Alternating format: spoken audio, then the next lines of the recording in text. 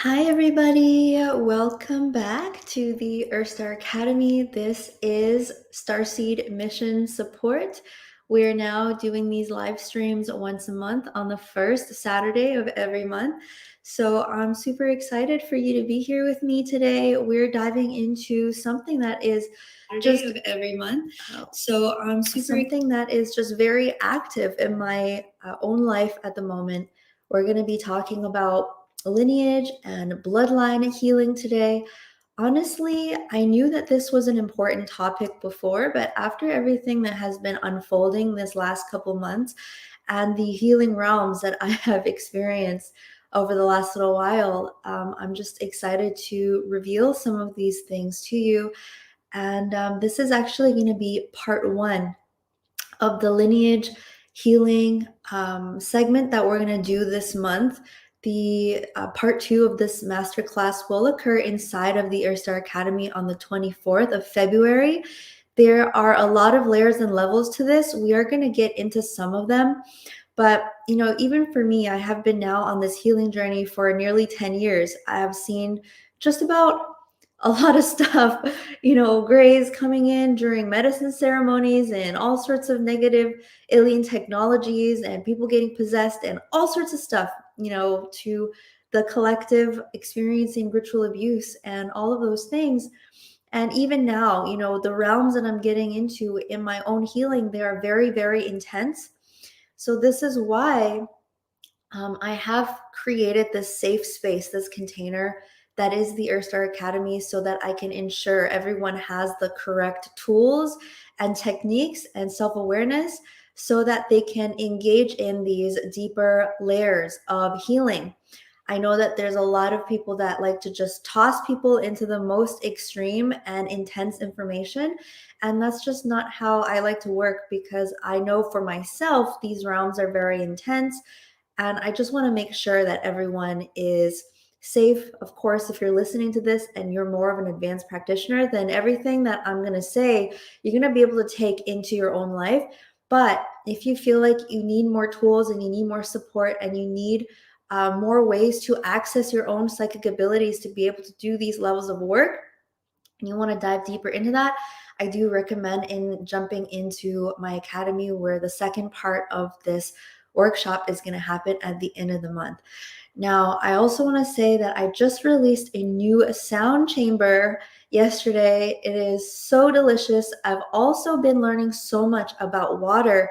Of course, water and blood, they go in hand. And so there's this whole school, a whole network of knowledge that is just unveiling itself to me right now. And this, of course, the sound chamber is connecting in with the technologies of the aquatic frequencies, the aquatic dimensions, connecting in with the Aurora platforms. And so if you guys just want to let you know that it's out now, and I know that people are enjoying that. So without further ado, let's dive in. So I guess the first thing is I will just tell you what I have been experiencing as far as this bloodline healing goes. This really started, I guess, a couple of weeks ago, when I started noticing that I know that the universe is calling me forward to be more visible, to share more of this knowledge. And I felt like there was a very strong part of me that was in strong resistance. I'm sure I'm not the only one that is feeling this. Those of you that are being called to share information and share your psychic abilities with humanity, we are experiencing some fear around persecution and things like this, which is very natural to feel, of course, just seeing into human history and even what goes on now with the mass killings and kidnappings of people that are of certain spiritual practices all over the world, namely Christians and the Qigong practitioners of China. So it's really normal for us to feel this fear. And as I was diving into this, I could feel that there were parts of me that was so excited to bring this awareness and bring God and bring spirit to humanity. And there was this other part of me that was literally trying to hang on to the wall. I felt like there was this energy pushing me forward in life where this destiny was taking me to a place where I would have to start to explain some of these deeper concepts to more and more people. And there was part of me that was so afraid. It was just clinging onto the walls, right? And so at first, I really thought, okay, well, obviously, I just have a human part that is very resistant to visibility, to speaking my truth, and all of these things. And while that was true, as I began to follow the threads of this energy, I discovered that there was actually a lot of different energies at play. So, one of these things, as an example, is so a lot of this knowledge that I'm keeping comes from my ascended Taoist lineage, and as well as some of my ascended shamanic peoples of Mongolia. So these are the two primary lines of knowledge and lines of enlightenment that I'm pulling on. Of course, it's overlighted by my higher dimensional knowledge, the angelics, cosmic mechanics, and cosmic consciousness. All of these things are overlighting. But as far as my human connection, what I'm grounded in, this power and wisdom that flows naturally through me, I receive a lot of this from my ascended human ancestors. Now, realizing that there's been this force that's literally tried to stomp out this wisdom in human civilization for thousands of years, right? This war that we're sensing and experiencing on planet Earth, it's not a new thing. You know, now we have this censorship and people trying to block information from getting out there. Well, this has really been happening for thousands and thousands of years, right? Since the dawn of modern civilization, really. And in the old times, the ways of censorship were, I think, a lot more cruel than they are now, where people are, losing their Instagram accounts and whatnot. In the old times, you just get disappeared or dragged out into the street. And so I know that I felt that there was different beings in my energy field. They were my ancestors that are afraid. There are my ancestors that are not afraid, that are very strongly encouraging me and moving me forwards. And then there are even those ancestors who came from rivaling tribes. So for me personally, this has been an exploration into when, hundreds of years ago, there was a war between Japan and where I lived in China, which used to be Manchuria. So when the Japanese people came, they were very possessed by this energy, which oftentimes, war does possess people in a very strong way.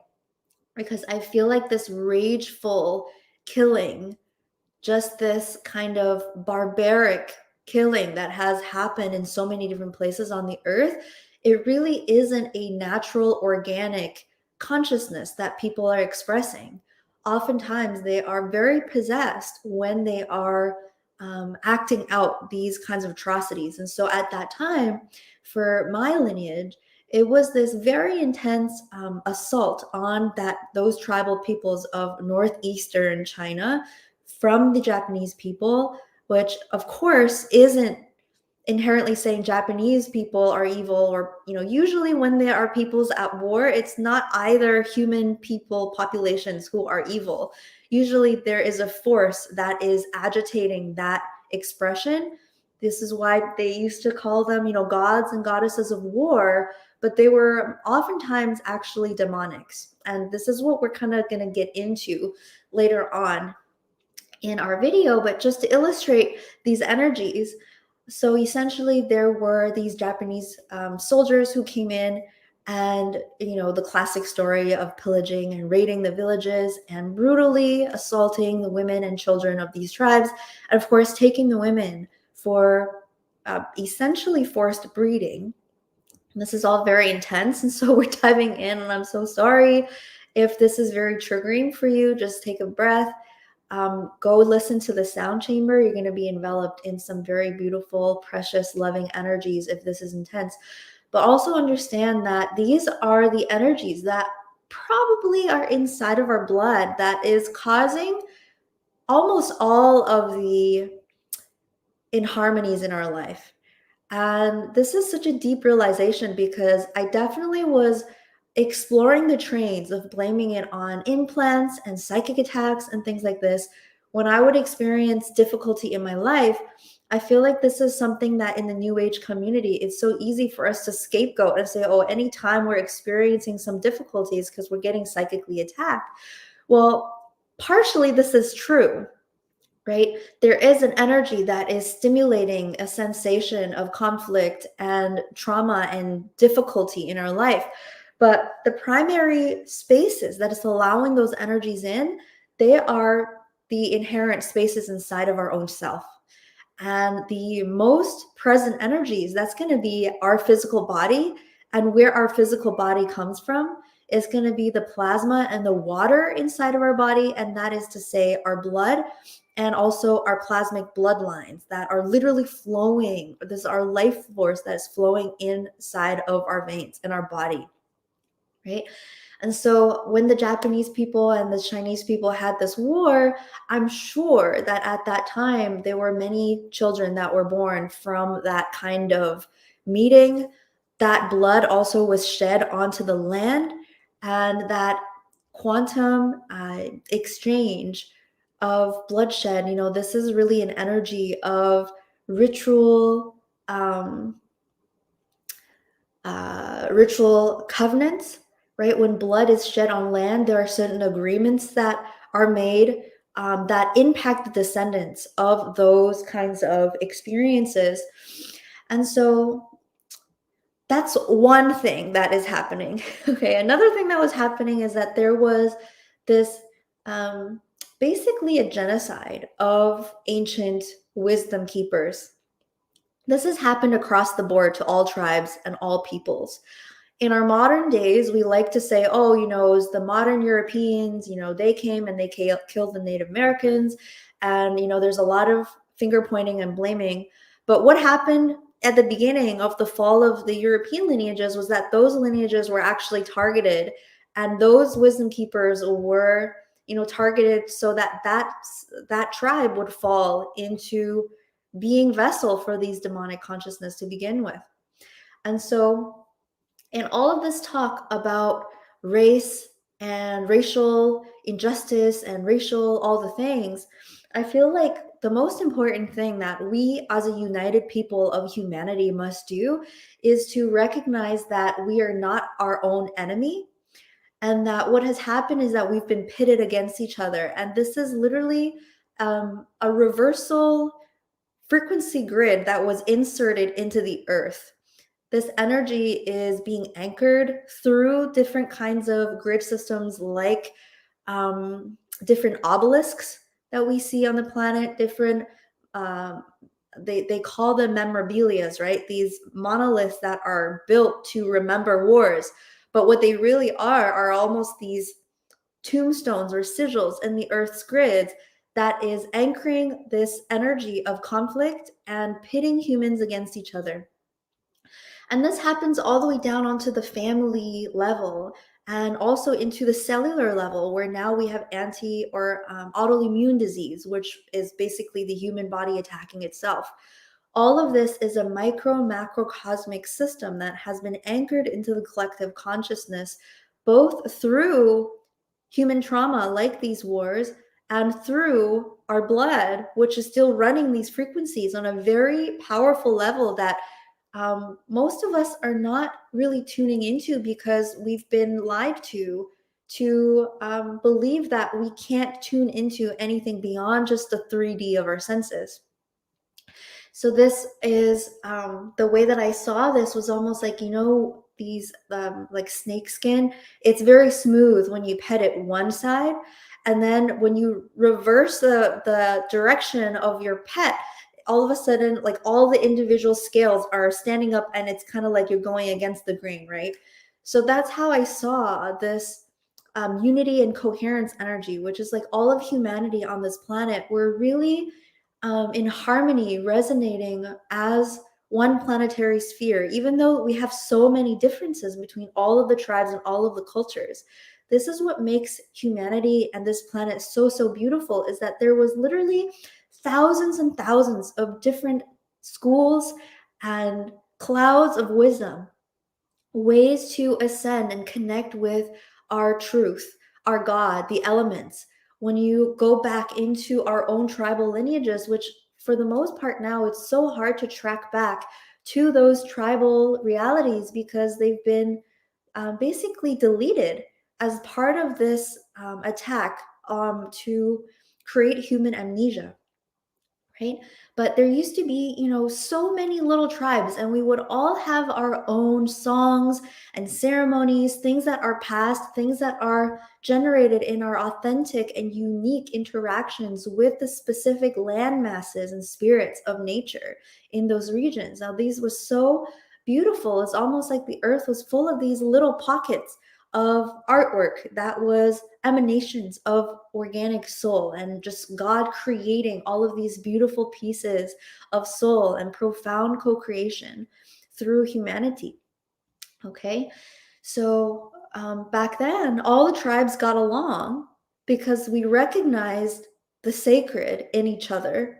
And we also recognize their uniqueness. It's kind of like all of the whales, they have their unique songs as well. And they're all singing these unique songs that are holding specific grid lines and stargates open. Everyone knew their role, everyone knew their own, resonance. Now, when the fall of consciousness occurred and this homogenization of human culture happened, and this is something that is deeply painful to all human beings. Okay, even people that have been pointed to as the villains. So this is an energy that has been kind of unfolding inside of the ISA container, where a lot of members start to go through similar healings. And so family healing, bloodline healing, this is something that is organically arising. And we had a student that was talking about how, she has ancestors who are German. And obviously in World War II, there was a lot of atrocities that happened there. And so there's this awkwardness where, the world kind of look at Germany as, the bad guys or as the people that, killed a bunch of other people, when actually the ancient Germanic tribes, there were such, I have seen these white-skinned people that have this specific kind of white makeup that they would wear for ceremony.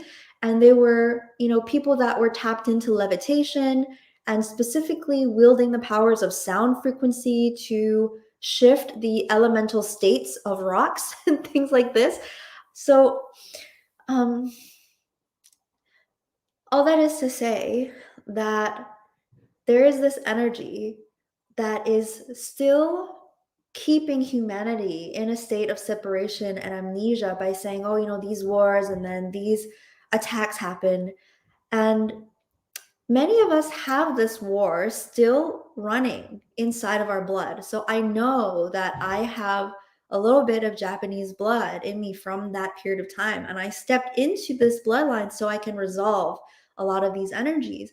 And I literally felt that there was an ancestral energy in my body that was still trying to snuff out the wisdom that was in the other parts of my blood.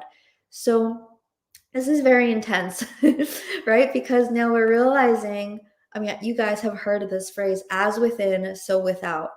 And in our world, we talk so much about world peace. But at this point on the planet, we all have so much war consciousness embedded in our subconscious, in our blood, in our quantum, in our ancestral somatic bodies, and even in our soul, having been in galactic wars and things like this, that are the best thing that we can be doing for humanity, for world peace, is actually by resolving these energies inside of ourselves. And so as I dove deeper into this energy, I saw that, even the modern times of the, the Communist Party, how they came in and began to eradicate human culture. This is a continuation of the genocide against human culture, which, again, we have to start seeing this as a collective trauma that all human beings are experiencing and even have been scapegoated and been turned into the villains as we then enact this violence upon each other, right? And this is something that we need such deep compassion for ourselves, first and foremost, to recognize that, yes, we've literally gone through this spiritual genocide, right? Of the snuffing out of our ancient wisdom. So much so that it's so easy for us to go, well, I'm just a starseed. It's so much easier to lean into the spiritual side of this because it's more comfortable to say, well, at least I remember my cosmic wisdom. It's too painful to truly be present with how much it hurts to have been severed and to be to have that ancient spirituality literally be ritually sacrificed from our bloodlines, right? I'm gonna take a brief pause there. We're gonna do some breaths together. Okay, so this feeling inside of me that was like, no, I can't share this wisdom. I can't share this knowledge that is arising inside of me. Part of it was this fear of persecution, but a large part of it was actually this other part that when I tapped into this, I was like, it kind of feels like a demonic consciousness, right? So if I was, not paying attention, I could have easily tossed this in a bucket and said, oh, I'm being psychically attacked, and there's a demon that is trying to stop me from my mission. Lucky for me, I moved beyond that thought and continued digging and continued tracking this energy inside of my blood.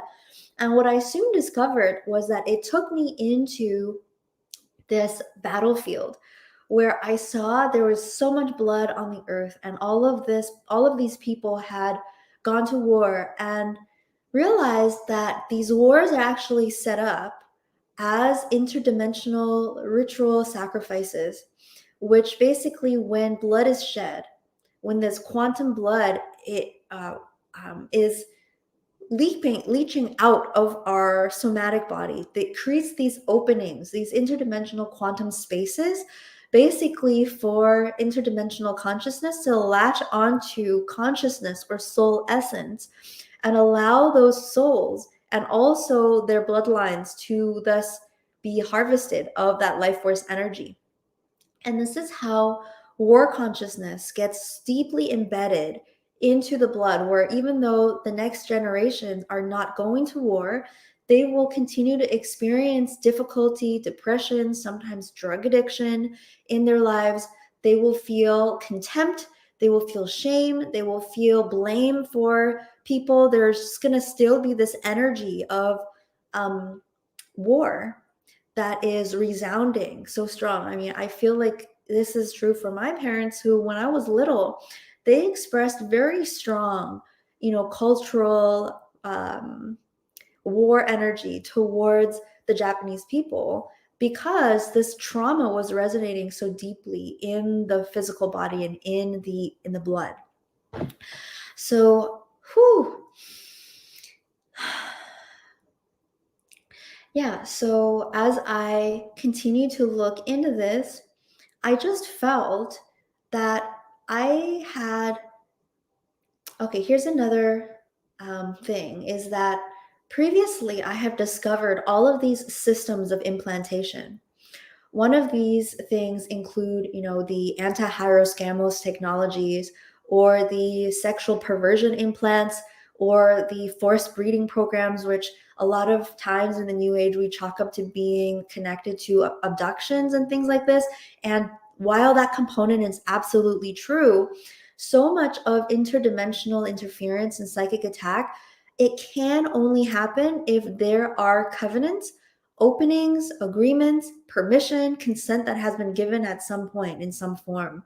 And so this is why deep intentional quantum healing is so important, to get to the root of this, because I see this over and over again where people are getting almost trapped in a continual cycle of getting implant removals. They're clearing the implants, clearing the entities. And it seems like there's just a never-ending cesspool of these implants. And the reason for that is there's been so many cosmic and historical events that has happened, so that we are very vulnerable to these kinds of implantation. It's all working as one big system. Okay. And so the reason why we have so much oppression of, feminine energy and of females, and in my lineage, this has been the ownership of women, ownership of female reproductive organs and reproduction, ownership of female creation energy by the masculine, even ownership of feminine mysteries. A lot of Taoist teachings are very divine feminine inherently, right? They talk a lot about universal creation energy and the cosmic womb and all of these things that has then been taken and basically stolen and turned into very patriarchal teachings. In the Native American traditions, we see teachings about the sweat lodge, right? You guys hear me talk about this sometimes, where the sweat lodge originally is a technology that represents the womb. And so originally only men needed to go into the sweat lodge to get to know the mysteries of the womb, to gain respect and reverence, and to cultivate their connection to the spirits, which women naturally had because they have the womb. And so originally, women didn't need to go into the sweat lodge. Now, over time, as patriarchy, or let's say fallen patriarchy, false patriarchy, when this fallen architecture continued, those teachings, that wisdom got skewed into women are not allowed to go into the sweat lodge. You can see how that has been totally just flipped around, right? And so these ancestral curses, they're so subtle. People wonder, why can't I manifest a lover or a man that fully respects my autonomy and my power? Or why can't I create abundance in my life? And sometimes we chalk it up to our present life traumas and even abuses that has happened. But actually, most of the time, it's really the ancestral energy, because that is the most foundational currency flowing in our body. Our blood has such a strong magnetic force when you think about it, right? It's literally water, which is already on its own very magnetic and conductive. Water is a very strong conductor of electricity, of power, right? Of energy. So when you have that plasmic water energy and you have these minerals and iron in the blood, it makes it a very strong magnetic frequency of your body. Okay, now the blood, as it is resonating with so much energy, when you think about it, really, this blood has been alive for billions of years, possibly. Okay, at least millions and millions of years. That is quite just mind-blowing to even consider, because, the blood that's currently alive in my body was inside of my mother's body, and she put this blood into the placenta. The placenta moved it into my body, and when I was born, that 1/3 of the mother's blood volume, which is mostly held in the baby and inside the placenta, gets moved into the baby's body, right? So that has been going on and on and on and on and on since the beginning of time. So that blood has been alive for a very, very long time.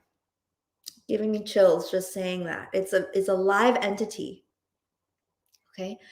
Now, recently I've been diving into water consciousness, and somebody inside of ISA actually tipped me off to this woman who's been doing research. Her name is Veda Austin.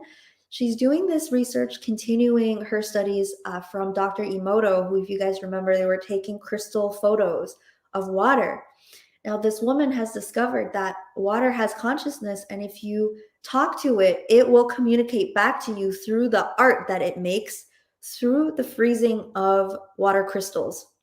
You can look up for her work on Instagram and YouTube, Veda Austin.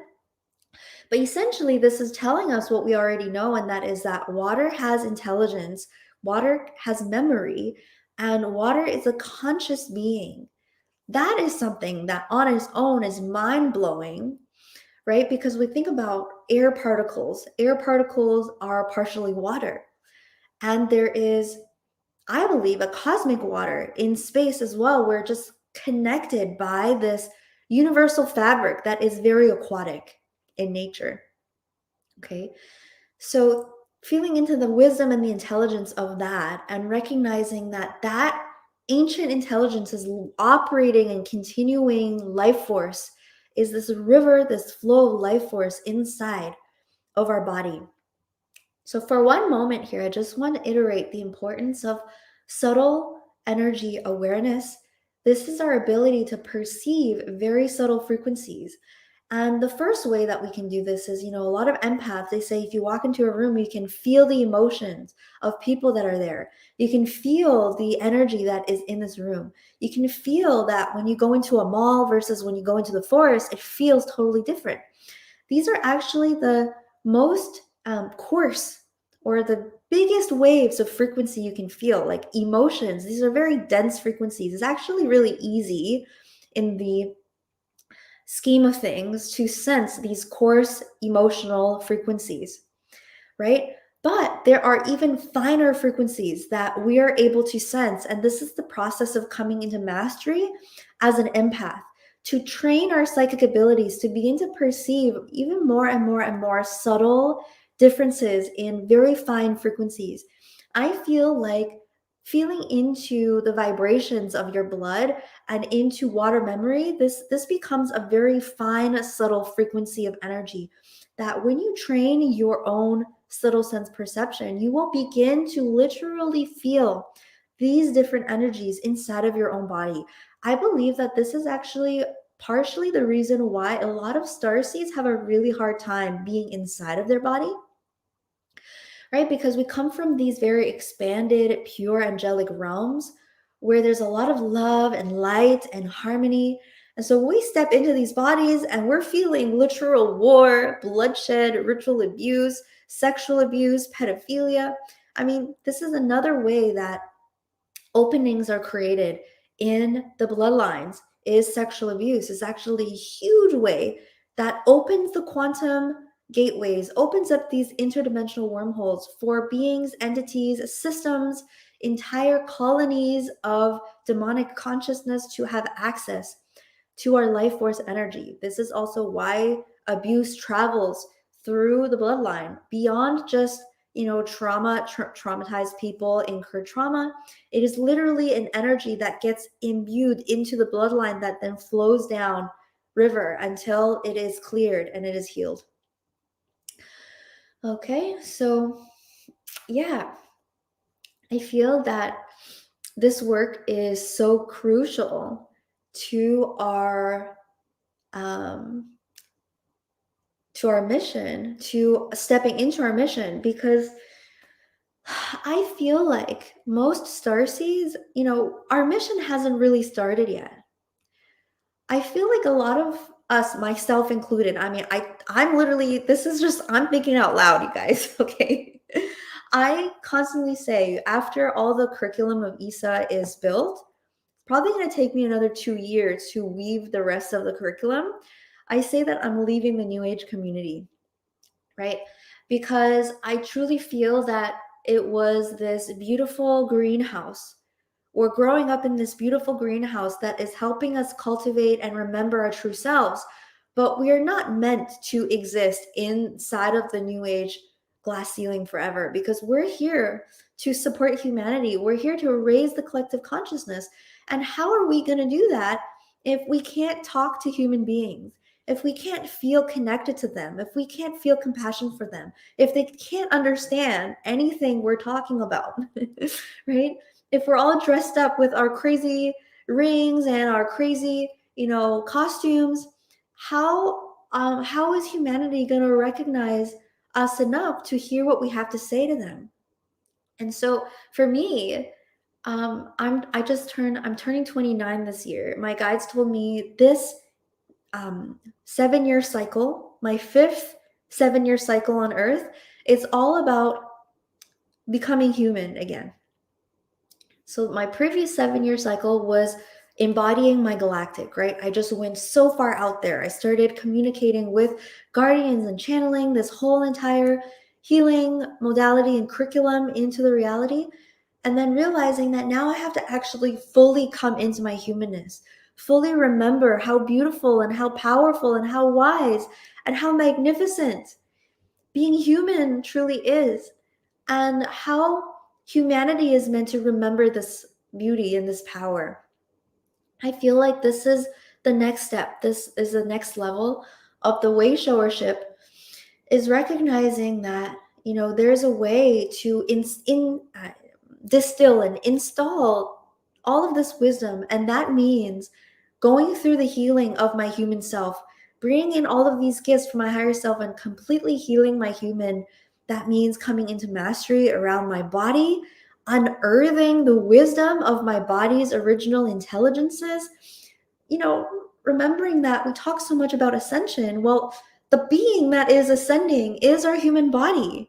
The being that is going to transcend physicality and, embark on these journeys of breatharianism and cellular mastery and light body ascension is literally the human body that is going to go through those miraculous processes.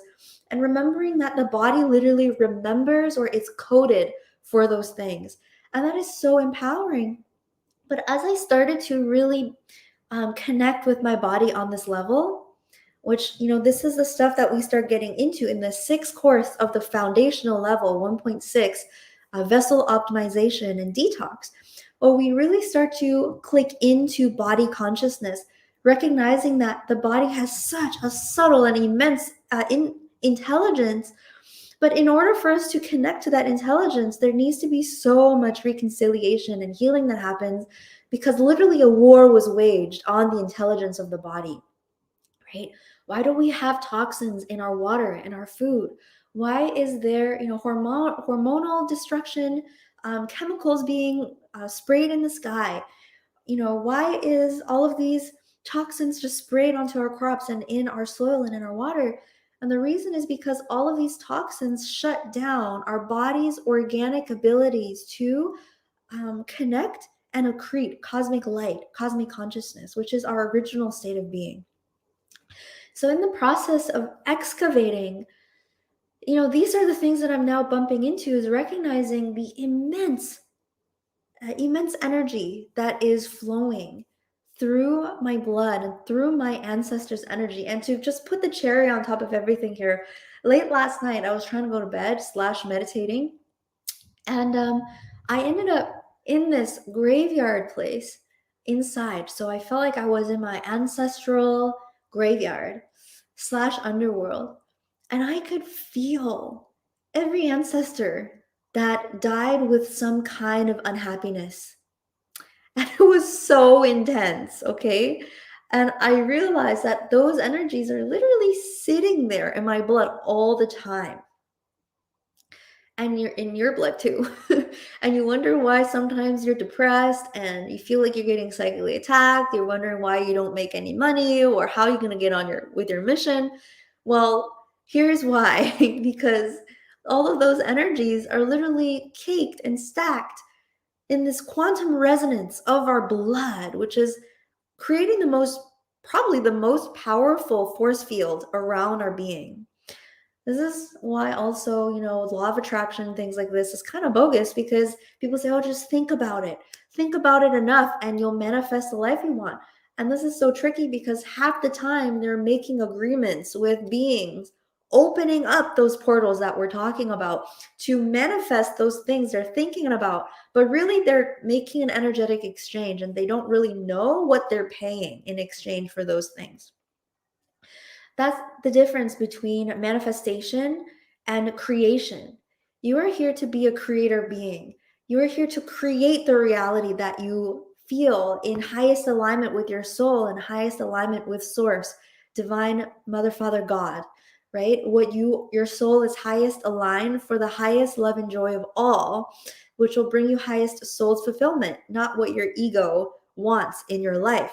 And so the reason why a lot of times we have a hard time manifesting is because our base vibration, our blood that is actually continually exchanging with this reality, is holding a very dense vibration of war, depression, regret, scarcity, famine, all of those things that were intentionally installed into human collective unconscious to keep us in a very low vibration. These things are anchored then into the land through bloodshed, through schools, okay, through these buildings, through churches.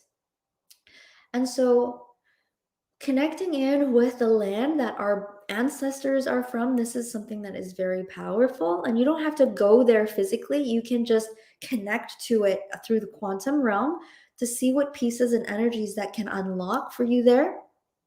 And, if you want to learn how to connect to these realms and build your subtle sense awareness so you can start to do this work on yourself, you can join the Earth Star Academy. I built this curriculum so that it's a step-by-step process for you to gain awareness, gain self-awareness. This is what's going to give you back your power. Okay. It took me a really long time to really begin to learn to navigate these realms with confidence, where I'm no longer like, when I'm in facing a demonic consciousness, I'm not like, oh my God, it's a demon. It's more like, well, that's interesting. Okay, where does that come from? Because there is a confidence and a faith and a trust in my own self and my own power. And that really only came from years and years of practice and cultivation. And so that's the kind of stuff that we do inside of the container. Now, I am going to run a healing for rectifying these energies. This is the first part of the ancestor bloodline healing. The second part of this is going to happen inside of ISA on February 24th. So if you're interested in diving deeper into this, I definitely recommend you stepping inside of the mothership so we can do some of this deeper work. Part of the reason why I want to create space around this is just literal responsibility and safety. I have seen, just how devastating unsafe ceremonial spaces can be. I have been inside of them and they've done, a lot of damage, backtracking and all that stuff. Okay, so I'm going to scroll through the comments. I'm going to see if there's any good questions, and then we're going to go into a healing around our bloodline. All right. So Alex says, this makes me wonder about donating blood. So the first thing that immediately pops into my head is that I feel we can create positive, conscious sound technologies that can actually clear and reset the plasmic memories of blood. Okay, but that blood is still going to have certain DNA, and that DNA, it's going to still carry information. And so it's definitely a very interesting thing. For me, I feel like so much of human medicine, and those of you guys are hearing Kara, she's going down for a nap. She's with her daddy, so sometimes they go into you got to do a little cry. Okay, let me scroll through these.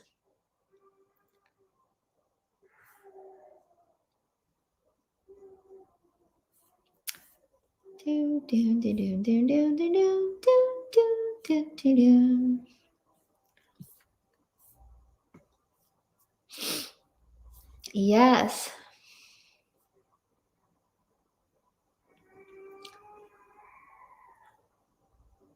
Moms and their babies having different RH factors.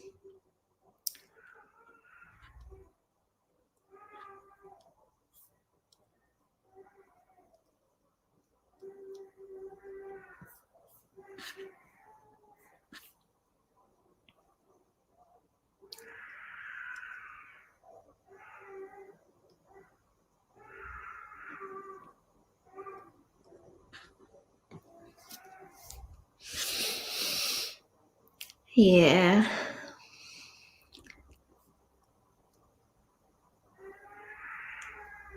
Oh yeah, so Laura says, been feeling heavy disturbances in my father versus mother bloodlines. This is another thing that can happen.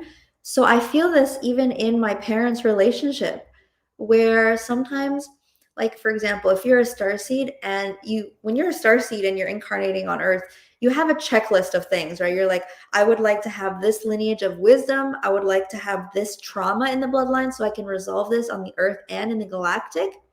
I would like to have this specific conflict so I can bring in the resolution for the planet. I want to have this specific activation into the Earth grid so I can hold this specific frequency. So it's this long checklist of things that you as a soul have chosen in the bloodlines.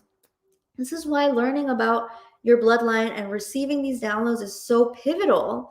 Most starseeds want to know, where they're from and all of these things, but I feel like all of their missions are actually encoded in their blood and in their DNA.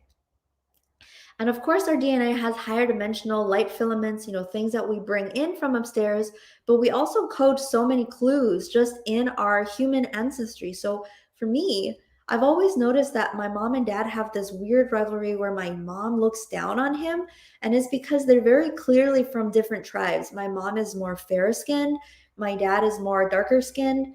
He's definitely from, a more tribal society, and my mom was, I guess, from a more modern tribe that kind of went into a stream of modernization sooner. And so I noticed that even in their relationship there is this energy of hierarchy and rivalry. Aww.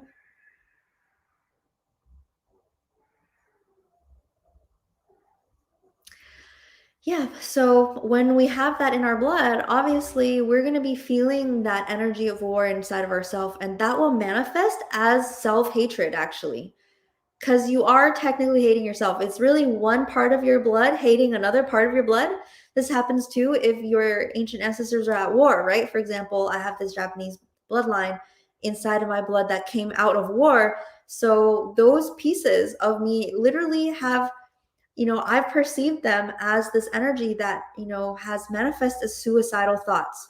Very interesting, right? So, of course, in modern civilization, they're just going to try to give you drugs or even offer you now in Canada, assisted suicide, which is just horrifying because all people need to do is literally meditate and resolve those conflicts that we all have that is then manifesting as war in our external reality as well. So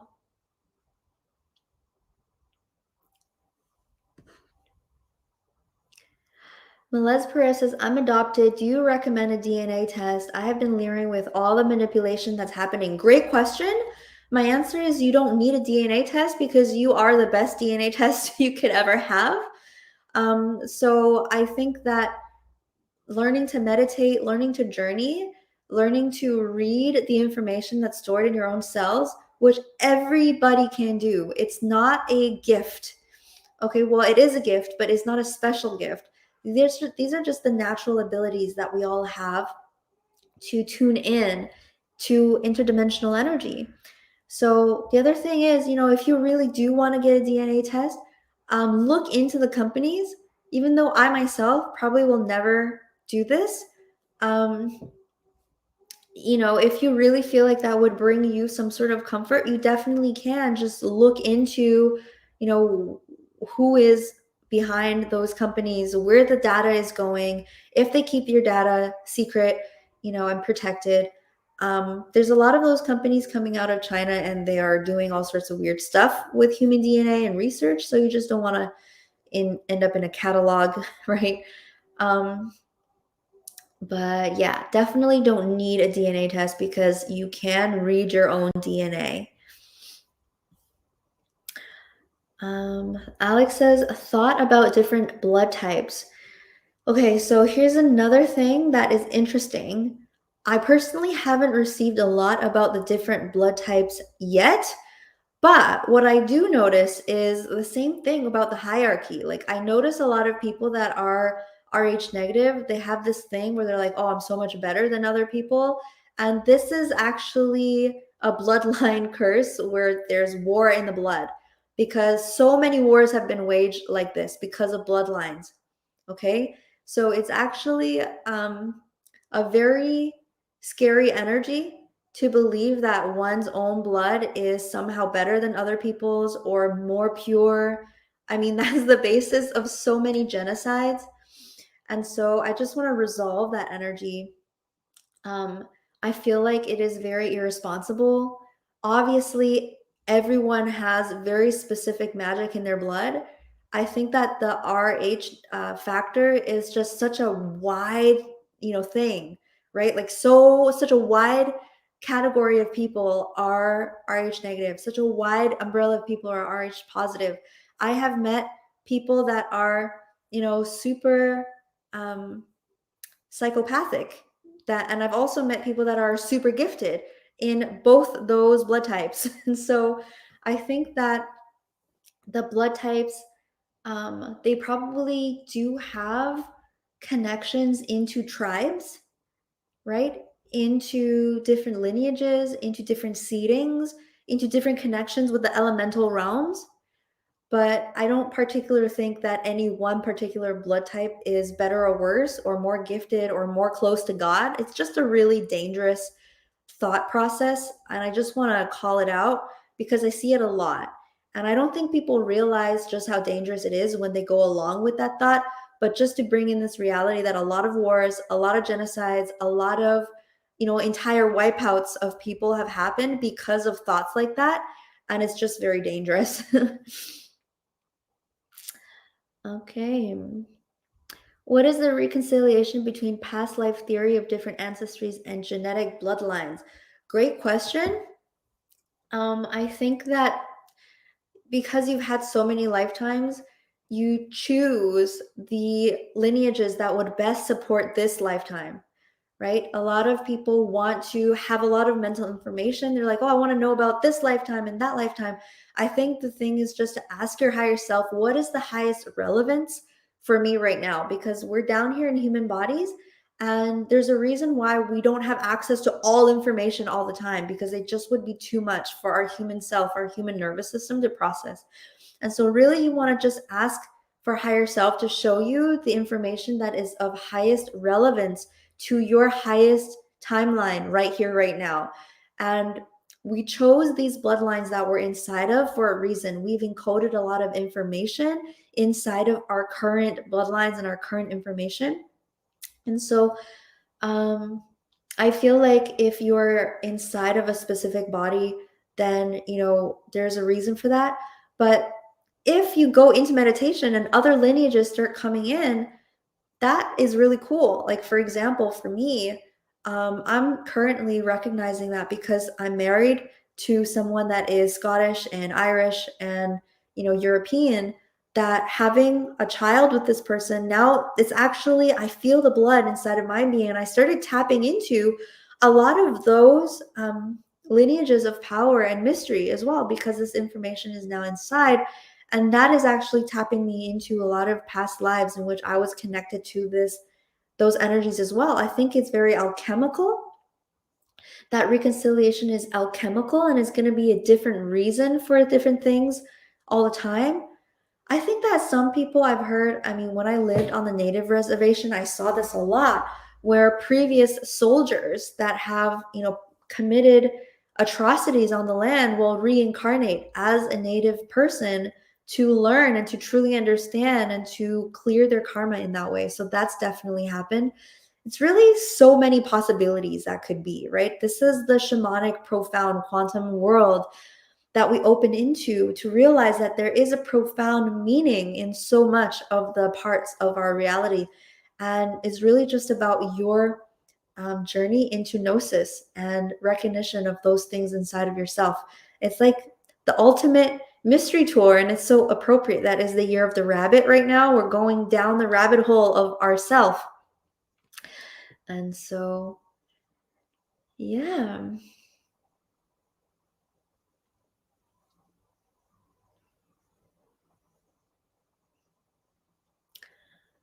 Okie dokie.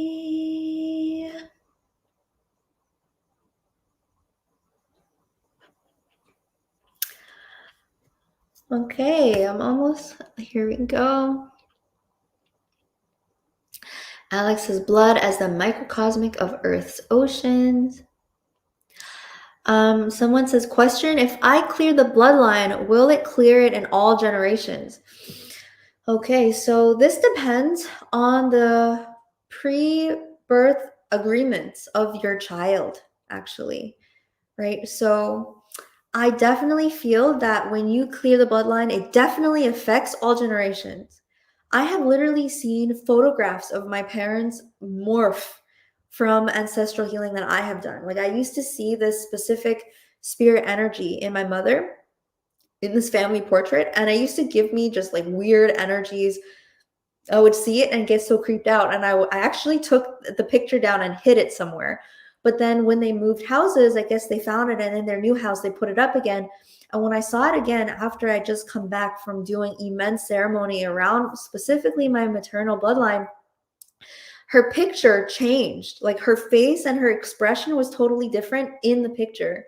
So I definitely believe that we can change energies in our bloodline. My parents have been waking up. I mean, my dad used to be so against all of this stuff, and now he listens to my sound chambers and tells me that he needs to like clear his blood and clear his soul. He says he needs to clean his soul. So it's really cute. Now, when I do this healing, I'm doing a lot of it, honestly, with Kara. Kara and I are actually doing a lot of this together. And that's really cool because obviously she is the continued um, next generation. And I also see a lot of the alchemy that happens between my blood and my husband's blood. And before Kara was born, I had this dream where I had this big whiteboard, and she was flying around the whiteboard, drawing me all these connections of all these different bloodlines that are coming together that she chose for her vessel. So much. So interesting. Short answer, if you clear the bloodline, it will clear it for all generations, but the future generations have their own soul agreements and reasons why they are stepping into the bloodline. So, do as much as you can, do it for yourself and all of the future generations. And, don't get down on yourself if you feel responsible for your descendants, because these souls that are coming in, they are also very powerful, and they are also coming in to support. My father, I've done a lot of journeying around my soul connection with my father and now with my mother as well. And my father and I have this special soul connection because this specific mission to reclaim certain parts of our genetic heritage, he actually started this. So me and my father decided that we were going to bring our lineage out of our lineage karma, which is to say, in the ancient past, and Michelle says healing seven generations forward and generations backwards. It's really not seven at all. It's actually hundreds and hundreds of generations, because we're talking about thousands of years, right? These cycles play out over thousands of years.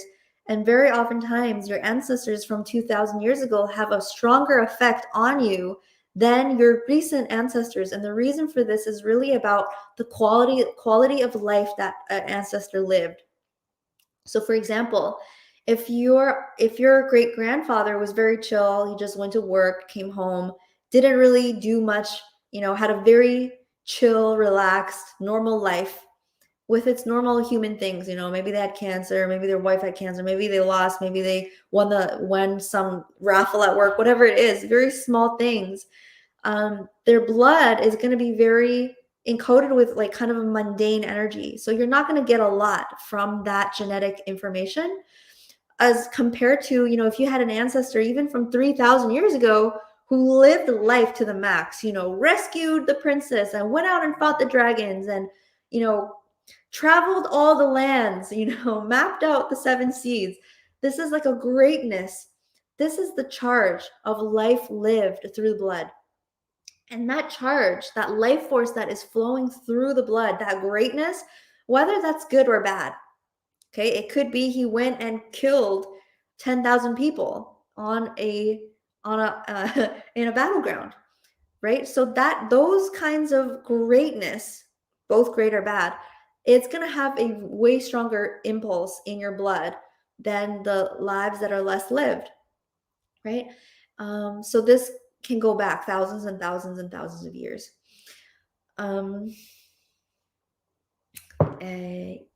Yes. Okay, so yes, my father and I had this agreement to liberate that whole genetic line, one specific lineage, And this lineage was devastated by one guy 2,000 years ago. Okay, this is the crazy thing, right? 2,000 years ago, one guy took our family's ancestral inheritance, which is knowledge, wisdom that has been kept in the family for thousands of years, dragon knowledge, right? Taoist, ancient traditional Taoist wisdom. And he used this knowledge for himself to manifest okay, a life that he wanted, that was service to self. So he actually became an emperor. He became an emperor, and he took all the gold, took all the things, took all the women for himself. And in that one lifetime, he cursed the family for 2,000 years. This is the shit that can happen when you're manifesting, okay? Think about this for your future, descendants, because any time you use sacred knowledge for selfish gain, that is essentially a use of evil magic, and you're making agreements to realms that you don't want to be making agreements to. This is why New Age spirituality is so dangerous, because it's spiritual, but people rarely understand the realms that they're actually dabbling within. So in that one lifetime, that guy took the family heirlooms and crushed our family codes, right? And for 2,000 years, this line existed in poverty. So my dad was born into a very poor family, right, in the countrysides, where he was very malnourished. They ate meat once a year, right? Those stories of, he was walking 2 hours to school every day, uphill both ways, across rivers and fighting tigers, all of those things. And so my father and I made this agreement to actually clear this ancestral curse, which is really ancestral karma, right? That guy made the decision to do this. We all have these stories in our bloodlines. It's very fascinating, and I recommend us all to gain the ability to access these realms for ourselves. It took me, years of meditation, years of work and devotion to my path to access things so clearly. So, definitely wasn't just given to me. It took, I only just connected with my ascended ancestor from another line, even though she's been working with me for a few years. And it was this amazing gift of saying, wow, I really stuck to the journey for like 10 years. I didn't give up. I didn't go back to being a normal person, even though I wanted to. It was like, maybe I'll just become a baker. This shit is too hard. Okay, I'm just gonna bake croissants for the rest of my life. Yeah, I wanted to do that. Sometimes I'm like, Shane, can't I just be a baker? I'll just bake loaves of bread. This shit is too hard. But I didn't. And so anyone can do this. It might take 8 years of meditation, but it's worth it. Why is it worth it? If your ancestors have been under your ancestral karma, have been experiencing poverty and cheating and, I don't know, sexual perversion, all of these things, and you want your future descendants to not be experiencing those things for the next 1,000 years, it's worth giving whatever, devotion that is in your heart. This is really what we came down here to do, because Starseeds, we have so many higher abilities to accelerate that process. This is the genetic path cutting, the grounded human light work that we're here to do. All right.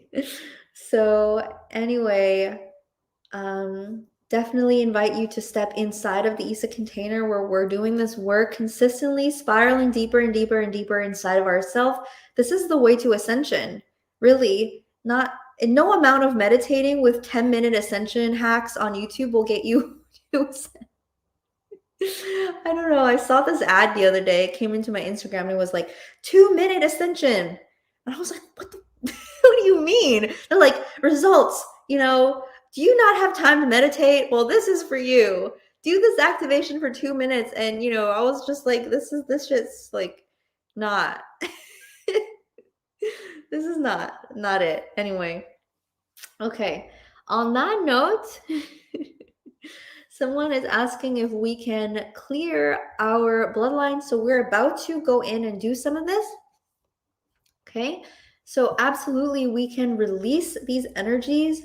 We can perceive the holographic field of our energy body, and we can begin to seal up any openings, quantum spaces, begin to retrieve energies that were frozen in the past, All of these things we can do when we have access to our third eye and our quantum abilities. Michelle Edwards says, since blood is mostly water, can we heal, clear the blood through drinking water or immersion into water charged with this intention? Absolutely. Water is so powerful. Our drinking water is so powerful. That water, is directly becoming part of your bloodstream. So that is probably one of the most powerful things you can do, okay, is to sing to the water, pray to the water, talk to the water, and then swirl, right? Vortex the water to structure it with your energy. And then that is going to be so powerful. You can also pour that water into your bath water. What about the blood of your own past lives? So interesting enough, once again, this is so connected. Like when I connect to my ancient ancestors, it is connected to my past lives. We are in the lineage that we're in for a very specific reason, not by random, right? We didn't, step into these bodies by random. And so many of them are direct links to our past lives, to our ascended form, to our highest embodiment. And they're not this ungrounded, aloof, angel flying the sky kind of higher self that a lot of people envision. It's our highest self that's actually embodied, that is waking up at 5 a.m. and practicing Qigong 3 hours a day and can, balance on one finger in a handstand. So I think that this is a way that we get so grounded. I feel like we all have ascended ancestors that have embodied human mastery. And that is so important for us to lean into. Ken says, hi Z, can you reprogram your blood to be more healthy by saying daily verbal reaffirmations with deep divine source intent and help to clear mRNA and spike protein vax damage? Thanks.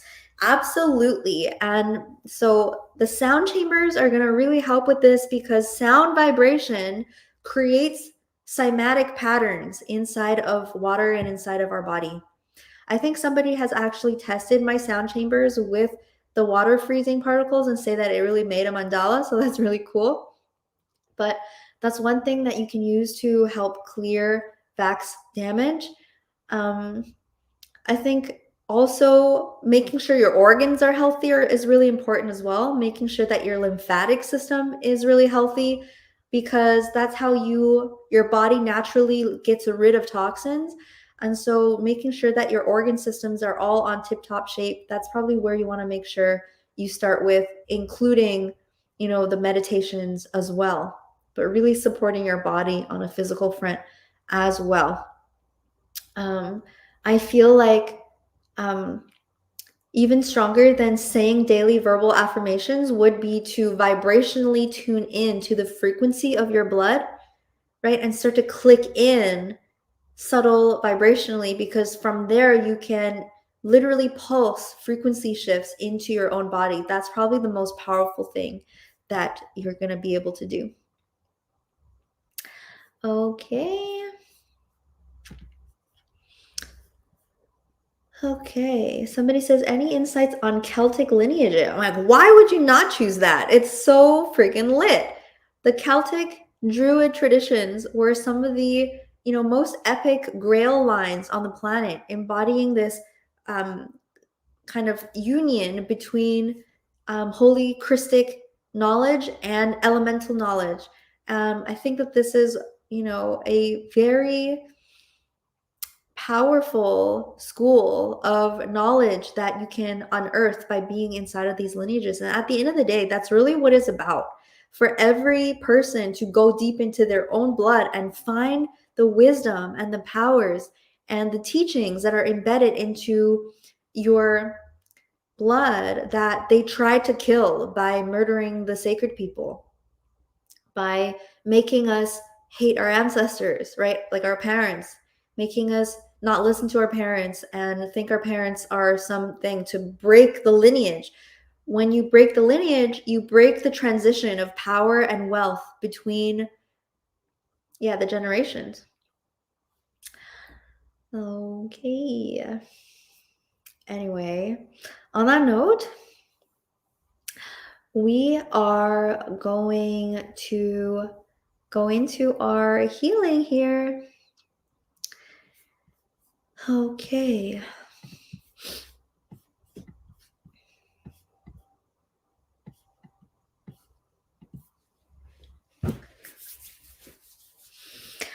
Okay, so I invite you to rub your hands together and we're just going to tune in to a more subtle realm of reality. Okay, rub your hands and place your hands over your heart. And breathe into your heart.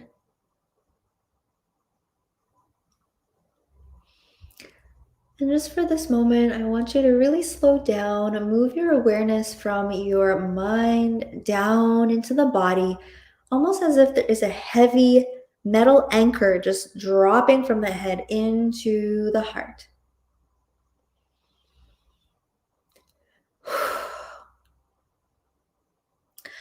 And then go ahead and drop the anchor all the way down into the lower belly.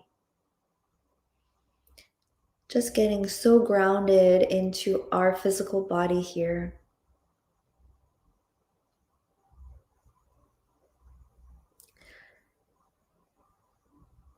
Okay, and through our heart's love, we're radiating our intention to Source and to our highest selves, our angelic galactic healing teams who work only in alliance with pure, true, original living Source intelligence. That we are initiating this space of healing, calling in the healing that is in highest alignment with our own highest love and joy at this time. We're broadcasting our intent of receiving any guidance around the healing of our blood, our bloodlines, our lineage. We are inviting into the space for any one particular ancestor, not everyone all at once, just one most relevant, highest priority energy that is asking to be healed or supported at this time, if there are any. And more than anything, we are just broadcasting this intention to get to know ourselves a little bit deeper, to the depth and intensity that is, again, in right alignment, in right order for each individual person in accordance to their own highest self and heart's intelligence. Okay.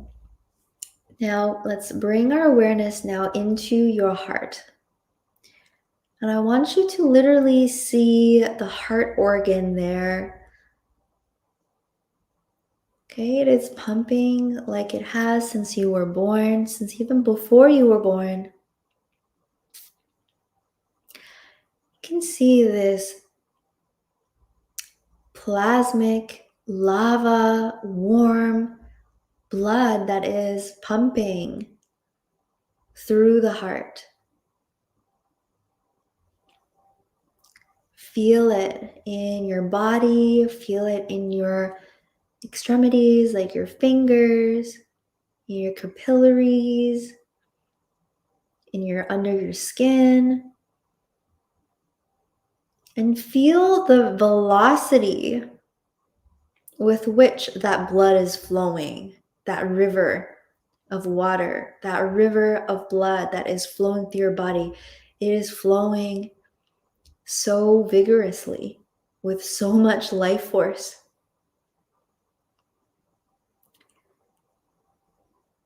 Okay, and just recognizing that this blood has been flowing with this power since the dawn of time.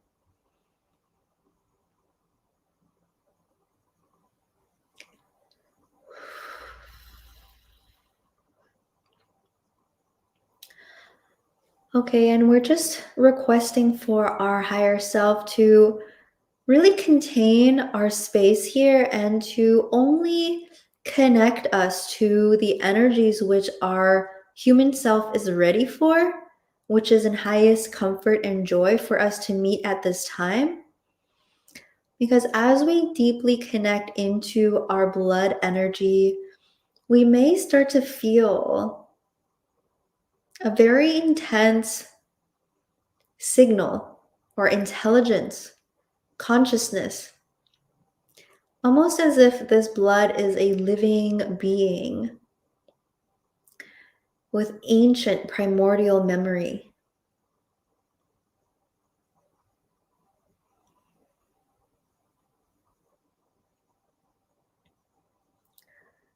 Okay, now I want you to begin to hum into your thymus here. So just in any vibration that you feel is most comfortable, I want you to feel love and appreciation and reverence and respect for your own body and your own blood by humming to it. And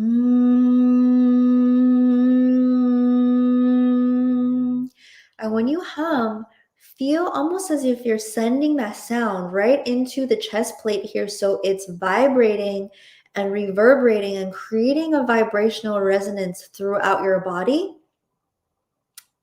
Okay. And we're literally just resonating this sound into our blood, making a vibrational connection.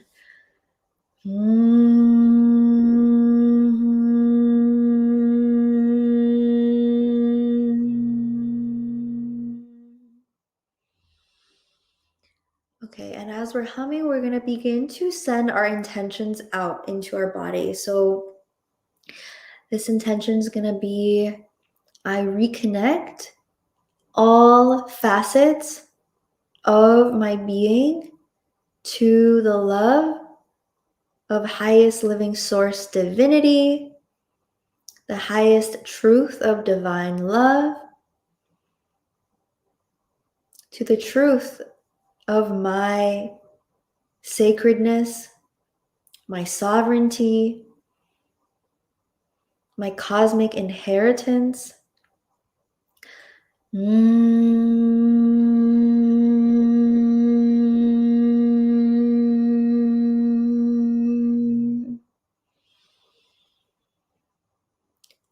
Okay, now at this point, if any strong emotions is coming up to be released, or any experience or vision is coming up in response by the blood that is in kind of resistance to that base vibration. So you might be sensing, any ancestor that is in turmoil or in scarcity. You might feel into your body if there are any places that have an opening where energies may have access to your life force energy. Okay, we're going to hum and vibrate into the source of those spaces. And higher self galactic team, we're requesting for our support in the closure and collapse of any openings in our quantum inner space, quantum bloodline, which are giving consent or access of our own soul's bloodline, life force to any beings who are not of our own highest love and joy, our own soul's highest timeline.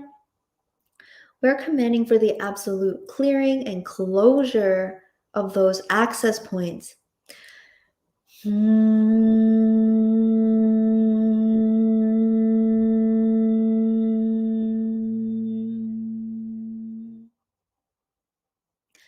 As well, if there are any frozen quantum that are frozen in atrocities, war, famine, violence, deception, any energy which our ancestors are frozen in karma or in suffering, let those energy points be released, right? Let those parts of our bloodline be freed back into the freedom and resonance of divine source.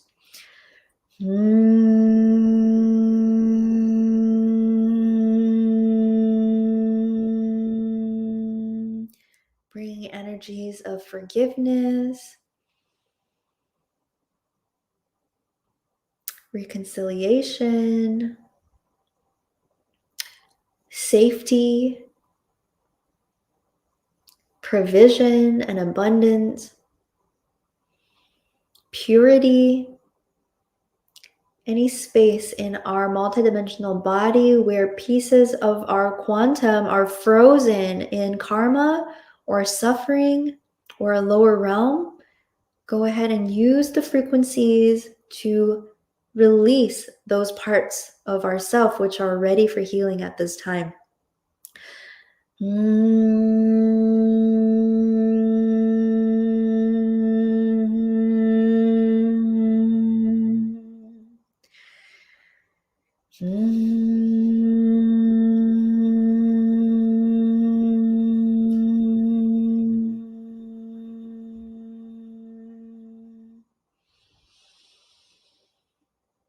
And breathe.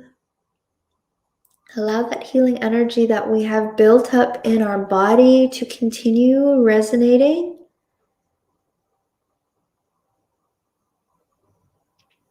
Okay, and I want you to feel a longing for your memories, for your family treasures, for your ancient wisdom.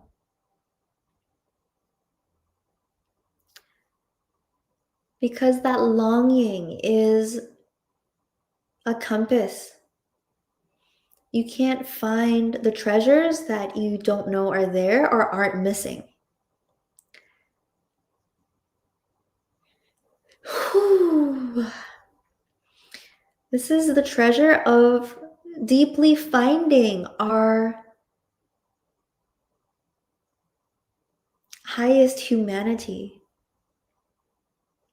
right? So much we want to be the Pleiadian or the Syrian, and we want to find, higher dimensions, when just being human is actually so profound and magical and powerful and beautiful and deep.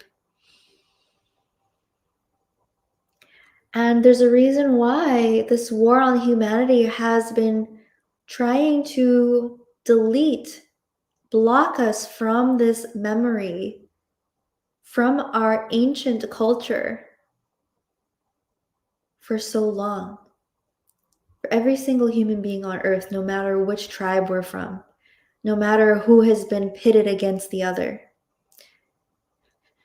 we have all been stripped of our ancient power and ancient wisdom. So feel a longing to remember and reclaim, and how we've been even tricked to downplay the profoundness of that. Downplay the profoundness of our humanity inside of our own self. Whew, just breathing that out and finding that deep longing, right? Feel how that already opens the psychic channels. When you have a desire, the blood responds. When you have a desire, the universe responds. A deep, true, authentic desire to truly know yourself and what you come from. Whew.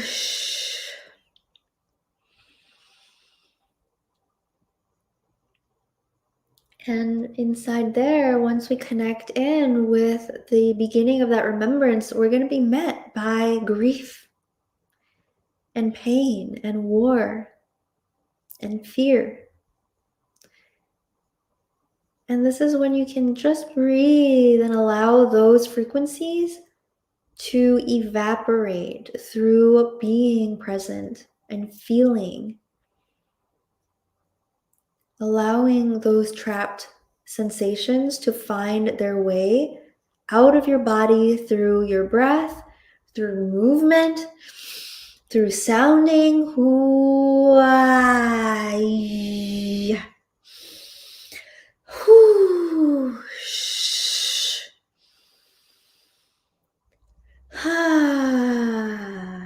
And feel how, as you transmute those energies in your blood, you literally start to feel high, because you're coming back into the joy of the lightness of our intended state of being.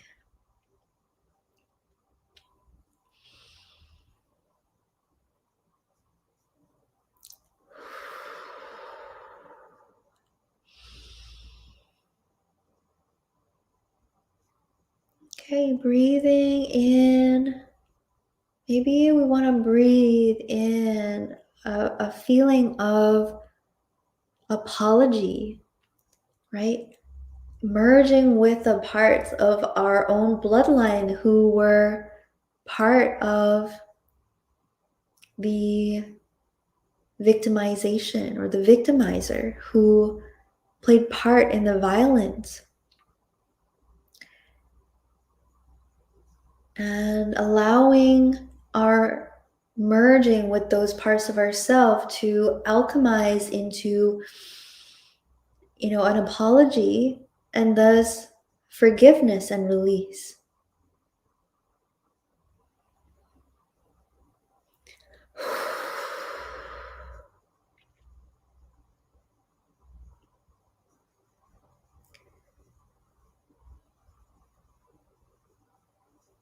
This is such a deep alchemical process, and I believe is the reason why ultimately many of us incarnate into bloodlines that are heavily distorted or fallen, is so that we can actually alchemize and finally liberate. Whew.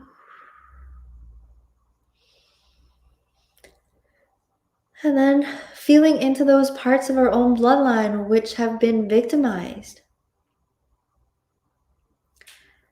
And breathing in, forgiveness, a release of victimization, freeing those parts of ourself from those stories, from that oppression. The only way out of racism and oppression and wars is by finding our ancient wisdom. And everything else is part of the war to distract us from that.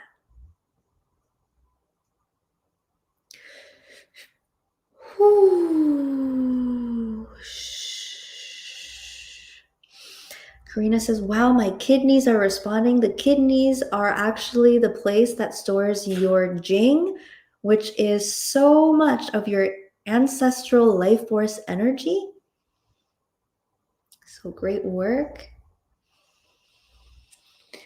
Whew. And feel how we're through this space, resolving the inner wars that are bringing us into harmony and compassion for humanity. I really believe that this is really the only way to come into true unity consciousness, which is the true new earth, heaven on earth consciousness, right? Is resolving these frequencies that are deeply embedded in ourself. So let us again lean into the parts of our bloodline that has, experienced greed or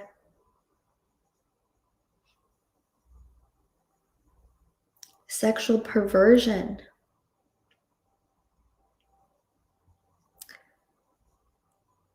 or idolatry. Any ancestral energy that is coming in right now for you, lean and breathe and merge into that. Okay, and feel what that part of you needs for resolution, whether that is forgiveness or higher wisdom.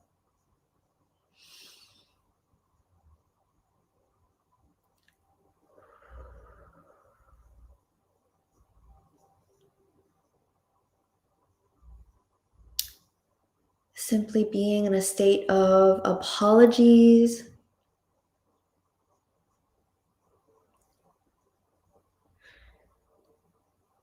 This is the powerful thing about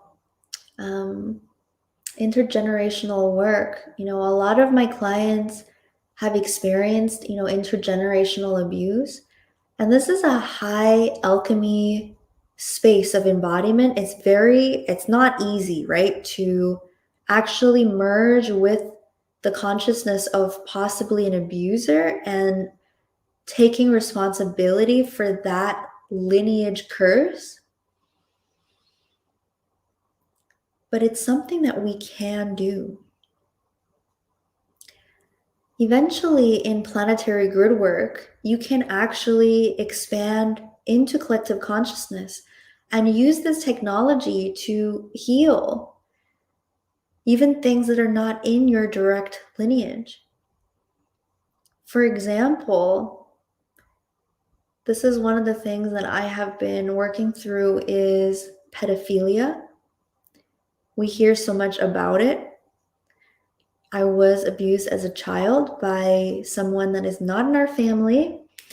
But I noticed that, this opened up a quantum space in my body. And so this actually allows for me to move and merge into the consciousness that abused me. Okay. And merge with that consciousness to feel what it might feel like for that consciousness to apologize. And thus, whew, good work, everyone. Right? To apologize. This is the place where we find the reconciliation and resolution. Whew. Good work, everybody.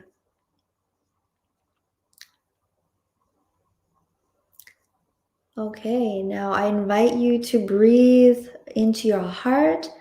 Let's just come out of this clearing frequency. For now, you're welcome to stay here if you're feeling guided as well. Okay, just know that at any point when you're complete with your healing, you can move back into your heart space. Whew. Okay, and we're going to regulate our system for a minute by just rubbing our hands together. Okay, and we're just going to twist back and forth to stimulate our vagal system. Breathe, you're going to do a shake. Whoo! Maybe you'll want to reset the hara line by magnetically just running over the hara lines over your head here. And just reground into the body. Okay, whew. Now, if you're feeling intense, I do recommend putting on the sound chamber I just put out yesterday. It is called the Aurora Crystal Star Healing Music or something like this. That music is coded to reprogram, recode, bring in higher frequencies for healing. So you can literally just sit there while the music frequencies are working with the cymatics in your body.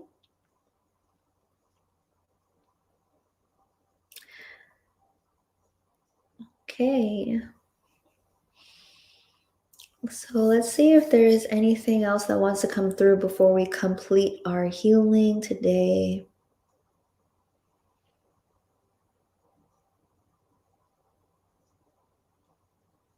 Okay, so let's actually connect to one more energy. We're going to connect in with a vibration of our ascended or vibrant ancestors. We're going to talk a lot more about our Vibrant Ancestors Masterclass on February 24th in the ESA container. Whew. But, this is a really powerful energy that really requires maturity before our ancestors really show themselves. Because essentially you are being entrusted with the future of your lineage.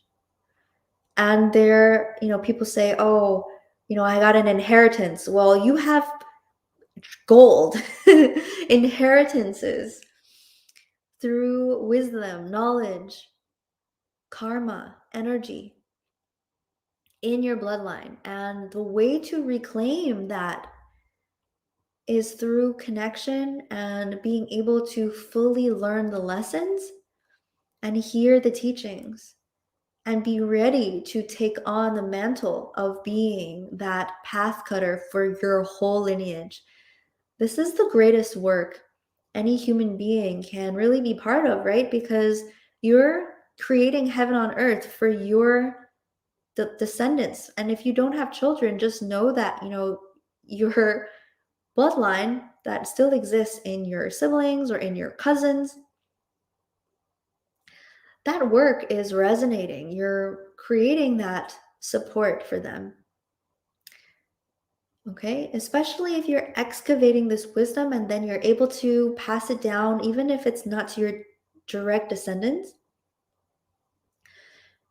This is the work this is the front line of the cultural war on Earth.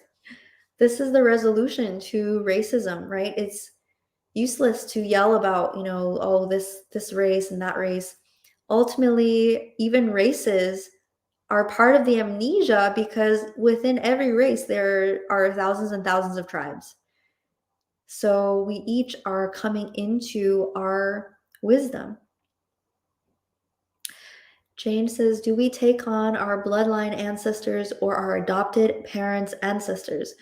So this is a great question, but I would say that your bloodline ancestors would have the greatest impact because you are in a physical body and that blood is literally coursing through your veins.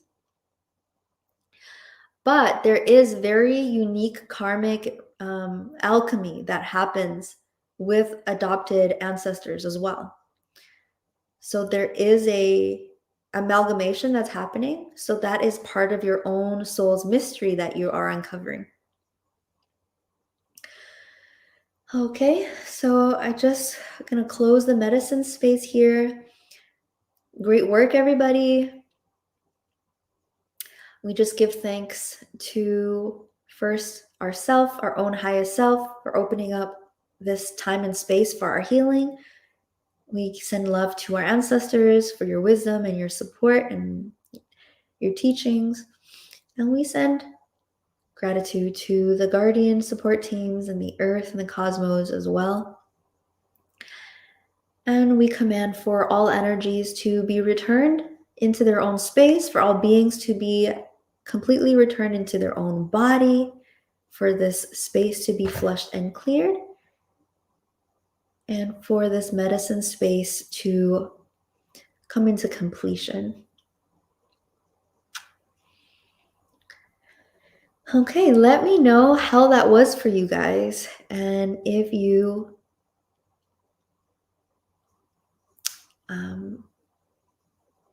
enjoyed it, if you feel like you have experienced that healing.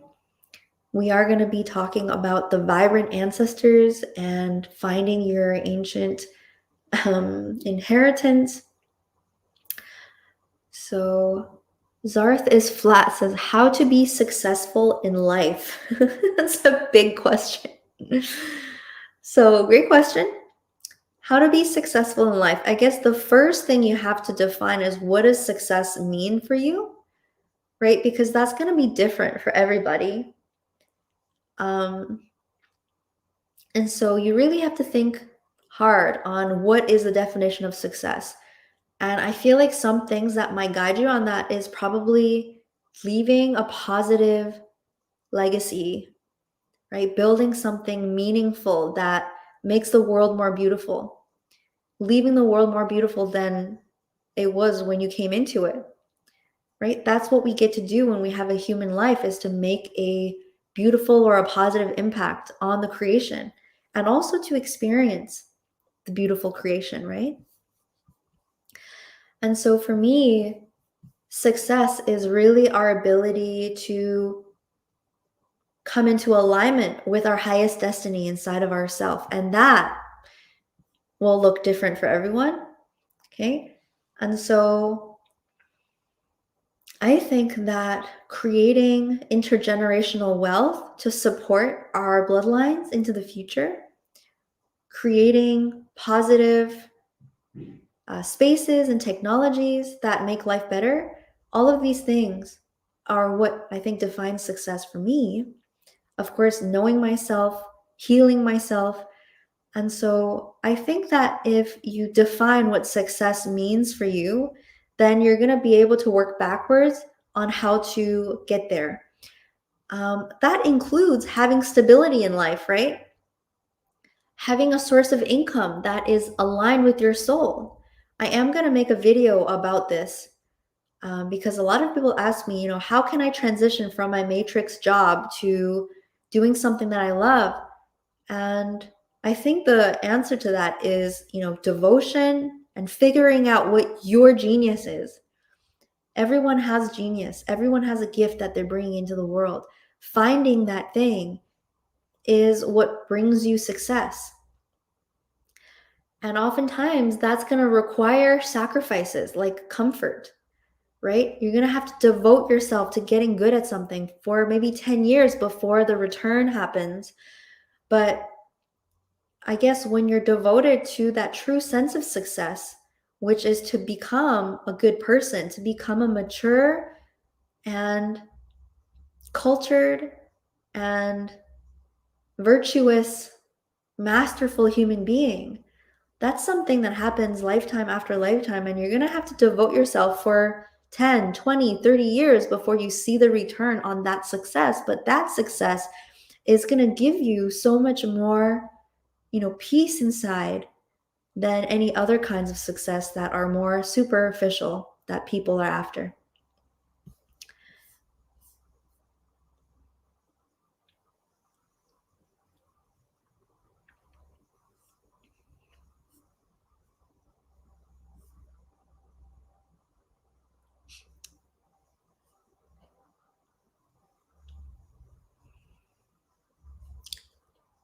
Okay. Eric says, feels different and happier, not exactly sure why. Well, you know why, because the density that is held by the ancestors that were, stuck in rage and fear and scarcity that has been released. So those of you that are feeling high, know that you feel high because you just got used to feeling crushed. We gotta laugh at it because it's hard. Healing work is hard, rolling on the floor and re-experiencing what it's like to be on the battlefield while like your children being ripped from you and this village that you've built, something sacred for thousands of years, is just getting destroyed. Those kinds of things are not easy to alchemize, but they're always there on the subconscious. So if we don't face them, then they're just going to create density in our life, which is why most of us numb it out, right? A lot of people have addictions, different things, want to watch Netflix. These things are made to keep us distracted from our own power. They're designed to do that. Okay. So Laura says, what does it feel like to be the mom of a starseed child and having this great level of wisdom that you possess? It is very, it's even hard to describe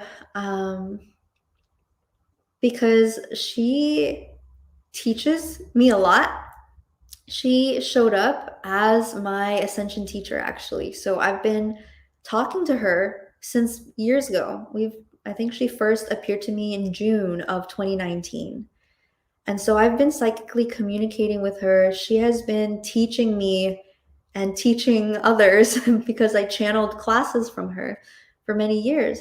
And now that she is here, we do so much of this work together. I feel her consciousness. A lot of the time when I'm doing energy work, she like needs to be close to me. She just like will, demand to be in my space. And so it's very beautiful. Honestly, it feels like my father and I, like I was telling you, my father and I were doing this work to liberate our lineage. And I hope that this is inspiring for you guys, for me to talk about this, because it inspires me. Um, my father, his alchemical part of this is that his whole life he was service to other, meaning his family. He worked so friggin' hard, working 3 jobs. He was so poor in China. And, you guys have to understand, it's very hard for Chinese people to, emigrate to another country. So, there's a lot of people in China. Most of them, have to be there. It's a very tyrannical place, a very difficult place. And so for my father to have gone from like a little poor country boy to moving up the ranks to different cities and then eventually making it to Canada and then continuing to grow in his career, this was something that required a lot of devotion and hard work from him. And he did it for me, for my brother, for my family, for the lineage, really. Because he did it for me, he did it for the lineage, right? And so when I witnessed just the trajectory of his life and what he was able to facilitate, that devotion of his whole lifetime was the karmic energy that was his alchemy to liberate our lineage. And so for me, I got to begin to experience and excavate the wisdom of my lineage. But I wasn't born into it, right? I wasn't born into the lineage because I had to, go through my awakening and healing and devotion to the healing practice, devotion to the training. Like my ancestors, this has been like 10 years of my ancestors testing me, training me rigorously, even through the death of my first child, right? To test the quality of my heart, to see what I would do in those states of initiation, to see what kind of person I would be in those kinds of scenarios. This is the initiations of life, and we all go through these initiations. Life is always testing us, and the kind of person that we choose to be in our most difficult experiences are the signals that we're sending to our higher self and the universe and our ancestors that tell them, what we're ready for, essentially. What level of maturity are we embodying? And so for me, I wasn't born into this knowledge, meaning my mother and my grandmother and my father, they weren't the ones telling me about my ancient ancestry and the wisdom that's held in our family. I had to discover this, but I was able to discover this because my father provided, we never really had, like, I didn't directly experience the major scarcity in my family, even though he had to work 3 jobs, which is like insane. I as a child always experienced having what I needed. So that was such an amazing gift that he gave the lineage, because of that foundation that I had, I was able to explore my spirituality and thus now bringing my lineage even higher into our spiritual and ancient wealth and lineage.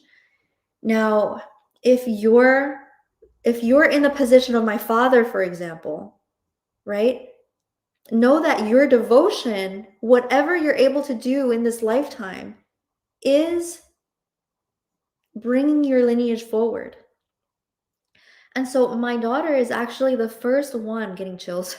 My daughter is the first one in my lineage to be born back into the ascended lineage, right? Because from the time when she's growing up, I'm going to be able to tell her the ancient stories that I'm starting to remember. I can begin to tell her the myths and the wisdom and the knowledge that is being passed down, right? And Alex says, it makes me wonder about my formless multidimensional lineage. So this is fascinating, right? Because my ancient Taoist ancestors, the knowledge that they have comes from the angelic realm. This is the magic, which is like the Ouroboros, right? Or the earth and the stars, that like what we're doing here on earth, it is a deep remembrance of our true source. And so even the Native Americans, they say that their knowledge comes from the Pleiades, right? And so it's still important for us to, as Laura says, restore the blueprint of our lineage back to its original divine essence. And the only way that we do this is by connecting in deeply within ourselves. A lot of people want to go right out there. And this is actually, bypassing our powers, because the only way that you can embody cosmic power is through your physical body. This is why I've had so many cosmic experiences. I mean, I'm this big angelic being, right? But what is being guided is for me to connect deeply into my body, because that is my anchor here on earth.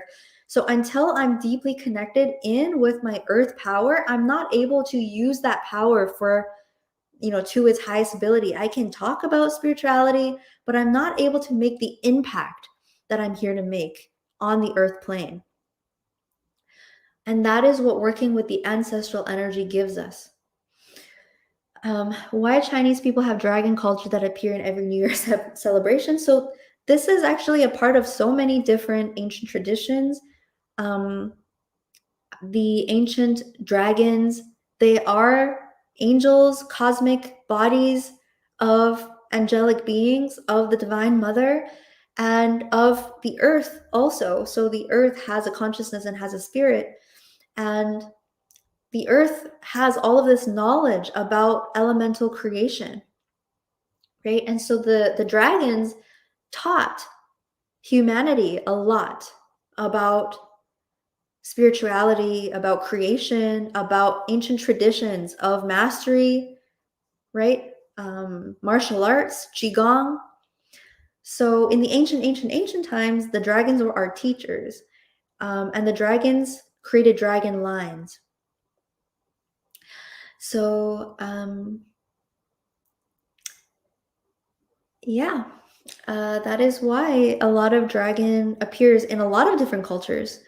There are also cosmic ancestry into, the Nagas and the serpent dragon lineages.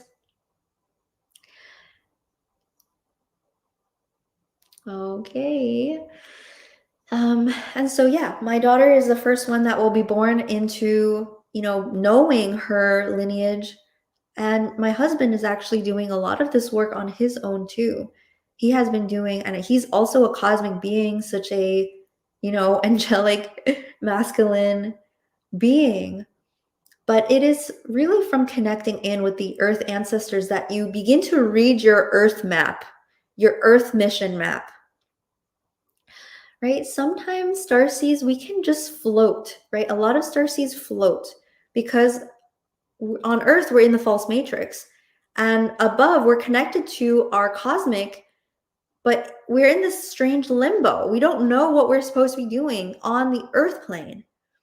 And that is because we haven't opened the scrolls or the maps inside of our human being.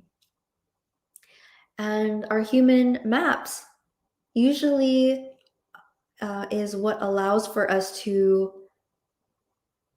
read into our mission on Earth. We're here to play different roles in human civilization and to eventually play leadership roles. Some of you will become, council members, which will facilitate the support of planetary civilization and the dispensing of new technologies. I've been getting so many downloads about free energy, for example. Okay, so yeah, it's quite profound. I feel just so much joy to see the storyline of my ancestry, to know, we were given the knowledge and then this guy fucked it up. And then my ancestors went through 2,000 years of turmoil, and finally me, my dad and I and my baby are doing this amazing dance to literally bring back divine knowledge, a very grounded and sacred way, back into human reality. I feel like there's also something about how, like, the new age spirituality, it sometimes is also very AI, because it's this, like, when you think about culture, there's something so just like deep and artful about it. right? There's a reason for the placement of every bead in a headdress of different colors and feathers and different places that they're placed, connected to different stars and different lineages and different, magical realms that they are connected to. And there's just so much profoundness in that oftentimes we lose by just saying like, oh, I'm connecting to source, or I'm connecting to love energies. Like, it's just there's a reason why certain things is a masterpiece over thousands and thousands of years, right? You think about tribal wisdom, that stuff has been building for generations and generations and generations of wisdom and creativity, and all of those things is what it's culture. Culture is when a bunch of bacteria is growing, and it's growing through time. And so that development over time is not something that, we can just make up. And so sometimes the new age community, is really a trap, right? It was designed by the CIA to keep us all from connecting into the most powerful forms of our spirituality. And that would be all the ceremonies that our human selves have been doing for thousands of years to invigorate spirit and to what's the word? Honor spirit.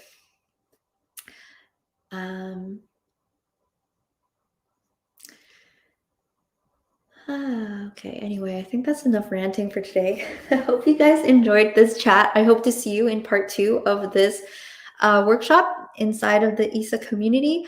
Comments if you want to see videos and specific topics as well. I love you guys so much, and I'll see you soon. Bye for now.